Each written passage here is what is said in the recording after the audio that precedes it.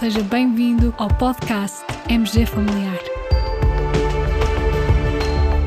Um podcast sobre temas pertinentes que nos fazem refletir e frequentemente com implicações para a prática clínica. E damos as boas-vindas ao nosso anfitrião, professor Carlos Martins.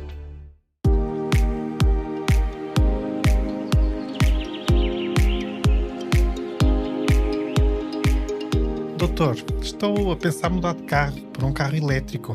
Há algum problema para eu ter pacemaker? Resposta do médico: não vejo problema que ande num carro elétrico, mas terá um problema quando quiser carregar a bateria do carro. É que os carregadores rápidos podem interferir com o pacemaker. Caros colegas, esta afirmação do médico é verdadeira? O paciente deverá evitar aproximar-se dos postos de carregamento de alta potência? É falsa, pois o abastecimento é seguro mesmo para portadores de pacemaker? Ou então, em teoria, os postos de carregamento de alta potência podem criar interferências eletromagnéticas, mas não dispomos de evidência científica para saber se a afirmação é falsa ou verdadeira. É este o quiz desta semana e, como todos sabemos, as vendas e o uso de veículos elétricos está a crescer rapidamente. Em teoria, os veículos elétricos e as respectivas estações de carregamento são uma fonte potencial de interferência eletromagnética para pacientes com dispositivos eletrónicos cardíacos implantáveis. Ou seja, a questão não se coloca só em relação aos pacemakers, mas também em relação a outros dispositivos, como por exemplo o cardiodesfibrilador implantável.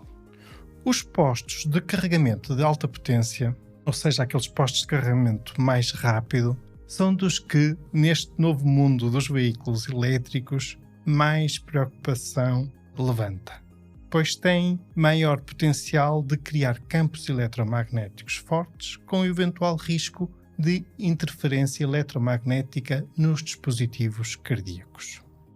Neste contexto, trago-vos um estudo muito relevante que tentou responder à seguinte pergunta de investigação: o uso de carregadores de alta potência para veículos elétricos é seguro para pacientes portadores de pacemaker e desfibriladores? Neste estudo, publicado na Europace, os investigadores recrutaram e acompanharam um total de 130 pacientes com dispositivos eletrónicos cardíacos implantáveis. No decorrer do estudo, estes 130 participantes realizaram um total de 561 carregamentos em postos de carregamento de alta potência, estando sob monitorização contínua com eletrocardiograma de 6 derivações. De forma a simular a situação de pior cenário possível e de maximizar a probabilidade de ocorrência de interferência eletromagnética, foi pedido aos participantes que colocassem o cabo de carregamento sobre o peito, no fundo por cima da roupa, mas o cabo encostado ao local onde tinham o pacemaker ou o desfibrilador implantado.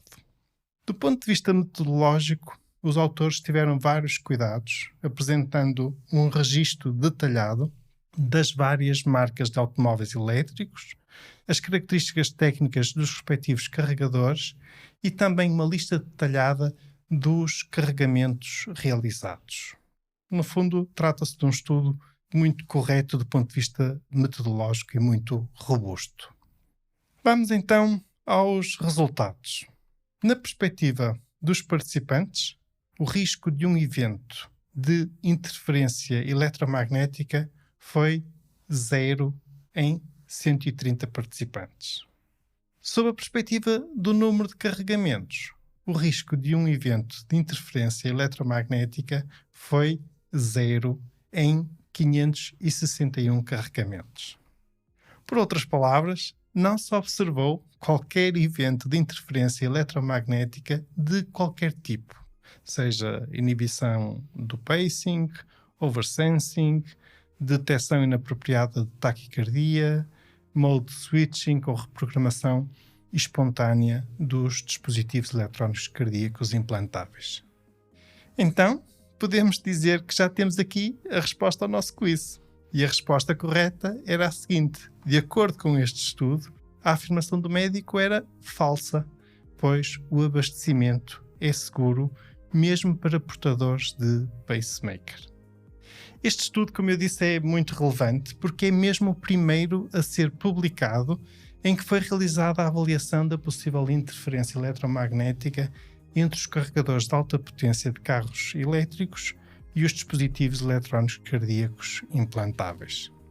E as conclusões, essas são uma boa notícia para os portadores destes dispositivos. Podem usar os seus veículos elétricos e carregá-los nos carregadores de alta potência. Mesmo assim, os autores deixam uma pequena nota nas conclusões em que aconselham os portadores destes dispositivos a evitar passar mais tempo do que o necessário junto dos cabos de carregamento. E isto por uma questão de bom senso e de forma a se diminuir a probabilidade da ocorrência de interferências extremamente raras que possam não ter sido detectadas neste estudo. Caros colegas, como sempre partilhamos com este episódio o link de acesso ao artigo original e desejo que fiquem bem, com as vossas baterias bem carregadas, continuem bem e até ao próximo episódio.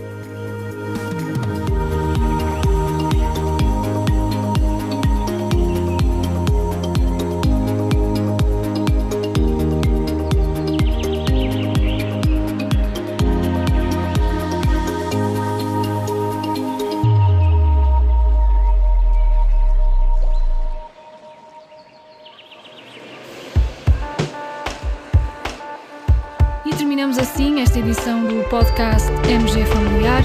Muito obrigada por nos ouvir. Se desejar completar a sua leitura, muitos dos conteúdos abordados neste podcast estão disponíveis em www.mgfamiliar.net. Até ao próximo episódio.